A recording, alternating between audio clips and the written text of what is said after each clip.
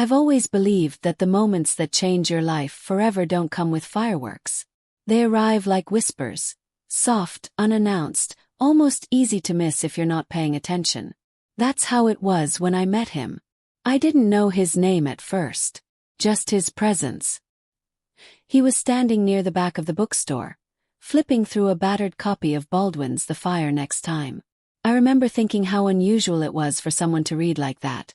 So still, so absorbed, as if the world had narrowed to ink and thought. There was something about him that drew people in without effort. Not just his smile, though that was a thing of warmth, but the way he listened. When our eyes met, something clicked into place in me, like recognition before reason. I said something mundane, maybe about the book or the way they rearranged the shelves, and he laughed. That laugh. Not loud but full. Like he meant it. We ended up walking to a cafe nearby, talking like people who already knew the shape of each other. He didn't ask questions to fill silence. He asked them like he wanted to live in the answers. I didn't mean to let myself unravel so easily. But there with him I didn't feel watched or judged. Felt seen. That night, I went home and stared at the ceiling for hours, knowing something in me had shifted. It wasn't just attraction. It was a sense of peace I hadn't known I was missing. But I didn't tell anyone about him. Not yet. Maybe I already knew what it would mean. Maybe I was afraid to put something so tender into a world I knew could be cruel. And maybe, I'll admit it, I was afraid of my family's reaction. Because love should be simple. But the moment I told them, everything changed. And that's where this story begins. Not with the love but with what it cost to keep it. We didn't fall in love all at once. It happened in slow, deliberate moments, like water rising in a glass, unnoticed until it's full. After that first meeting at the bookstore, we kept finding excuses to see each other. A walk through the park turned into hours talking on a bench about everything from childhood dreams to the things we were still afraid of. A casual dinner became a ritual. He'd try to cook something new, and I'd pretend not to notice when he burned the rice, just to make him laugh. I learned that his smile deepened when he was being playful, and that he hummed under his breath when he was focused, especially when reading. We were different in ways that made us curious about each other. He introduced me to artists I'd never listened to before. Gil Scott-Heron, Nina Simone, Kendrick Lamar, and I introduced him to the soft rock and indie folk I grew up with. We'd sit on my living room floor, surrounded by a mess of vinyl and takeout containers, building playlists that somehow sounded like us. Music became our shared language. He taught me how to make collard greens the way his grandmother did, laughing when I used too little seasoning. I taught him how to bake the kind of pies my mother used to make when she was still warm and loving. We built something from our cultures, blending flavors, stories, memories. There was never a moment when his blackness or my whiteness felt like a wall between us. It felt more like a bridge. We wanted to cross it, to meet each other in the middle, hand in hand.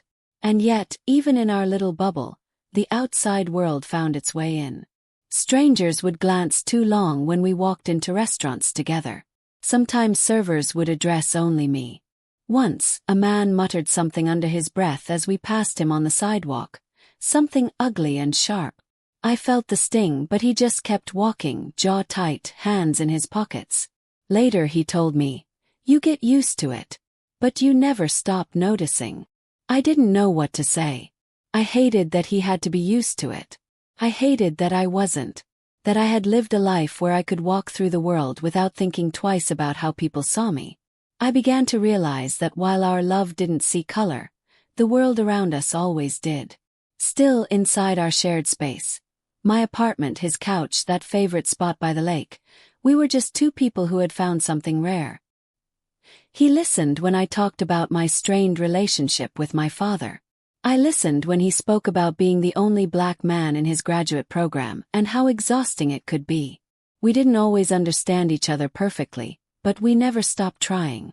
I remember one night, lying beside him in the dark, he asked me, "Do you think your family would ever accept someone like me?"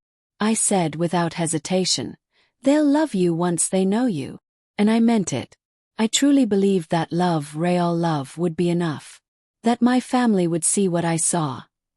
His kindness, his brilliance, his laugh. Looking back, I realize how naive I was. How little I understood about the weight he carried, and how light my own had been, until I chose to carry something with him. But in those early days it was just us. And in that space, colors didn't matter. Hearts did. I told them over dinner. It wasn't planned. It was one of those moments that just happens, like a pot boiling over because you took your eyes off it for too long. We were sitting around the table in my parents' dining room, the same one I'd eaten at since I was a child.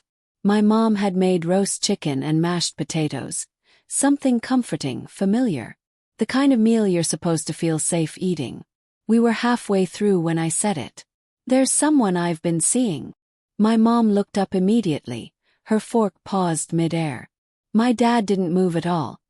He just kept cutting into his chicken very precisely. "Oh," my mom said, trying to sound casual. "How long?" "Almost 3 months," I said. "He's amazing. His name is Elijah." That name. I saw the flicker in her eyes, the hesitation that came just half a second too late. My dad's knife stopped on the plate. The room seemed to slow. "Elijah," she repeated, her voice flat now. "What does he do?" "He's working on his PhD in education policy," I said, trying to keep my voice steady. "He's smart, thoughtful. You'd love him." Dad finally spoke without looking at me. "And where's he from?" "Originally, Atlanta. But he's been here since college." That wasn't the question he was really asking, and we both knew it. The silence that followed felt heavier than any argument. My younger brother, Josh, shifted in his seat. He glanced at me, then at our parents, and then looked down again, chewing slowly like he didn't want to be involved. I waited for someone to ask me more. Instead, Mom began clearing plates that were still half full. Dad picked up his glass of wine and took a long, slow sip. That was the beginning. The weeks that followed were a slow unraveling, like a sweater snagged on something sharp, each thread pulling looser and looser. My mom called me the next day. Her voice was soft but clipped. "I just want to make sure you're thinking clearly," she said. "Relationships like this, they come with challenges." "What kind of challenges?" I asked, already knowing. She sighed, as if I were the one being difficult. "You know what I mean. The world can be harsh. It's not about us, it's about how people will treat you too. It's just something to consider." I wanted to scream. I wanted to ask her how she could say something so carefully coded and still expect me not to hear what was underneath. Dad was even worse. He didn't talk about Elijah at all. But he talked around him constantly. "You used to have better judgment," he said one evening when I came by alone. "You're making choices like someone trying to prove something." "Prove what?" I asked, even though I already knew. He didn't answer. He just looked at me with that mix of disappointment and stubbornness that always made me feel 10 years old again. Josh stayed quiet. We weren't close, but he wasn't cruel. I think he didn't know what to say, how to stand up without becoming a target himself. I couldn't blame him for that, even if it hurt. The worst part was how subtle it all was. No one said anything outright. No one shouted or slammed doors. Instead, there were pauses in conversation where his name should have been. Invitations that suddenly didn't include a +1. A creeping, suffocating coldness that settled over everything. One night I was helping my mom fold laundry at her house when she said, "You've always been drawn to people who need saving." I froze, a t-shirt in my hands. "What does that mean?" She looked at me with a smile that didn't reach her eyes. "I just hope you're not confusing compassion with compatibility." I walked out without another word. For the first time I began to realize something I'd never wanted to admit. The people who raised me, the people who taught me to be kind and open and fair, had limits to that kindness. Boundaries built on fear or ignorance or something deeper and uglier. And I was crossing them. I didn't stop seeing Elijah. If anything, I clung to him more tightly. Not out of rebellion, but because in a world that was suddenly cold and sharp, he was the only thing that felt warm. I wasn't ready to choose yet. But the question was already in the air, hanging heavy over every phone call, every visit. And slowly I was beginning to understand. Love might not see color, But families, traditions, and fear, they often do. There were nights I'd lie awake next to Elijah and wonder, am I doing the right thing? It's a brutal kind of guilt, feeling like you're betraying your own blood for love, and equally, that you'd be betraying love for the comfort of family. I had grown up in a house where Sunday dinners were sacred, where birthdays were full of laughter, where my parents kissed goodnight at the door. They weren't monsters. They were the ones who stayed up with me when I had nightmares and clapped too loudly at school plays. But now, that same family looked at the man I loved like he was a disruption. Threat. The breaking point came on Thanksgiving. I had spent weeks preparing them.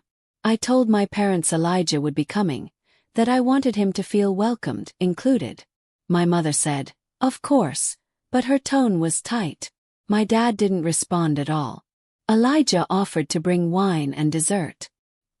He even asked if there were specific dishes my mom liked to make so he wouldn't step on tradition. I could tell he was nervous but trying not to show it. That made me love him more. We arrived a little early. He wore a navy sweater and brought a homemade sweet potato pie. His grandmother's recipe. My mom answered the door with a smile that stopped just short of her eyes. My dad extended a hand stiffly. The evening crawled forward like a car in traffic. Start, stop, awkward silences, forced small talk. Elijah was warm, polite, asked questions, laughed when appropriate. But everything he did seemed to float in the air unanswered. When he complimented the stuffing, my mom nodded without looking up. When he asked my dad about his work, he got a one-word reply. At one point, Josh tried to cut the tension. "Hey Elijah, you still into jazz? I remember you mentioned Coltrane last time." I looked at him, surprised and grateful. Elijah lit up. "Absolutely. You into it too?"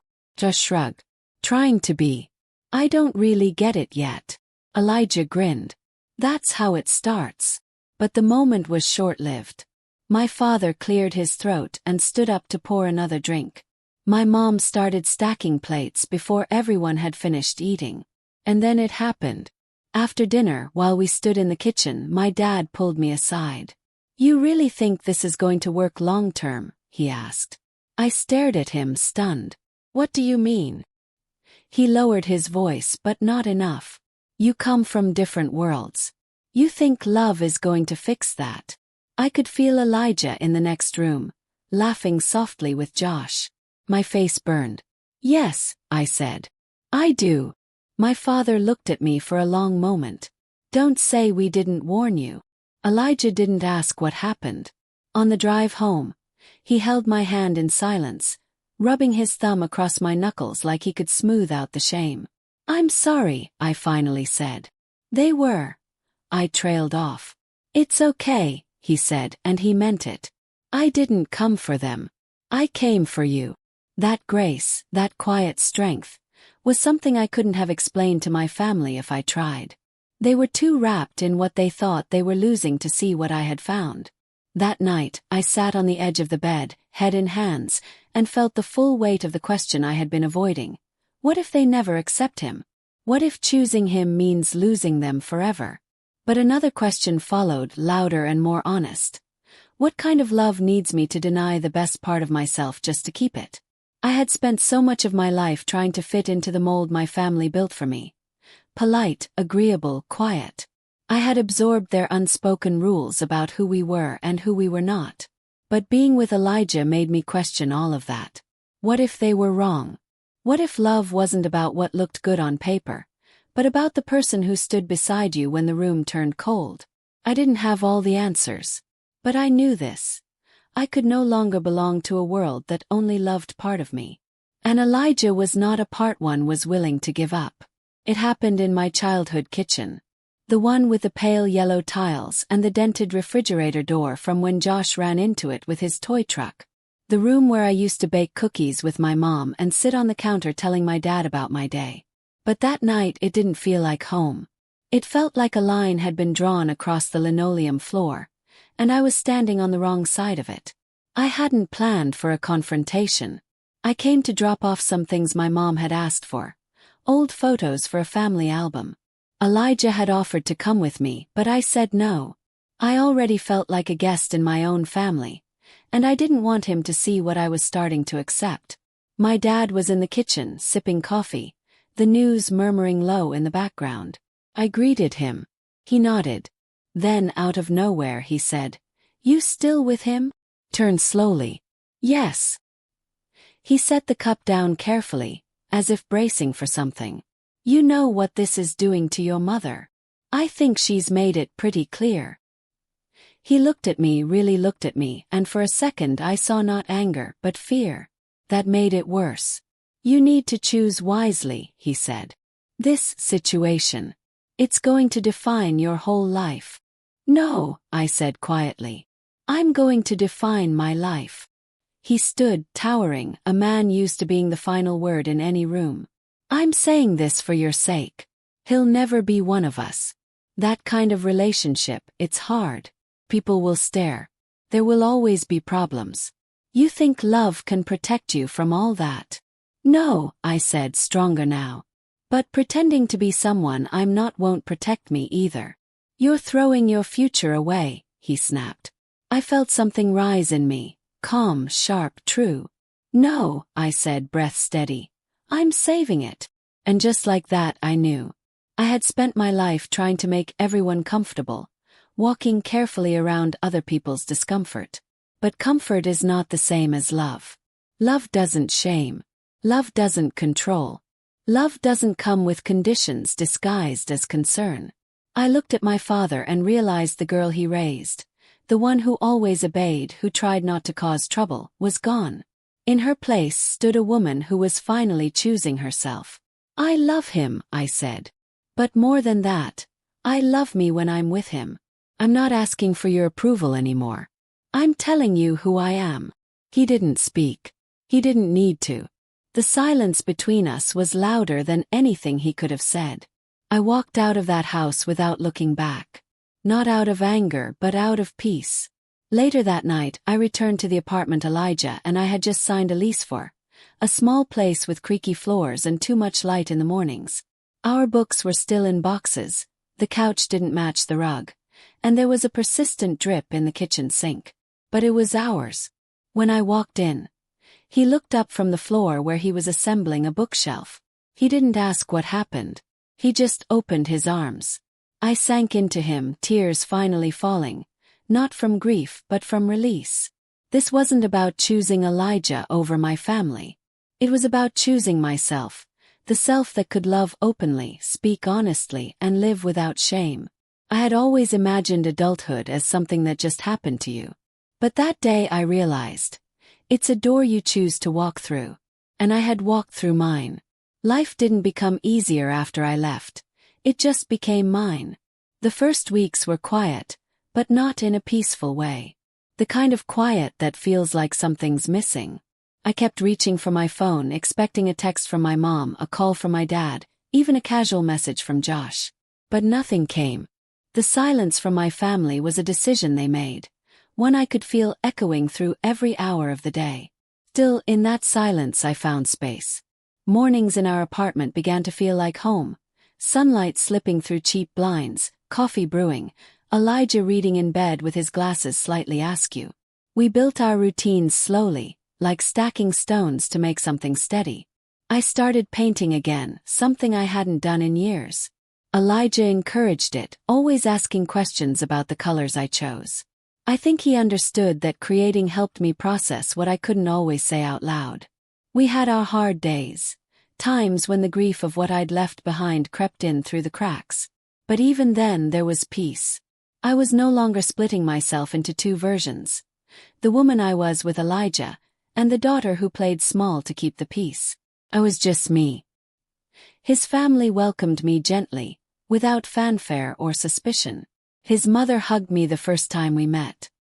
His sister showed me old photo albums and told me embarrassing stories about him that made me laugh so hard I cried.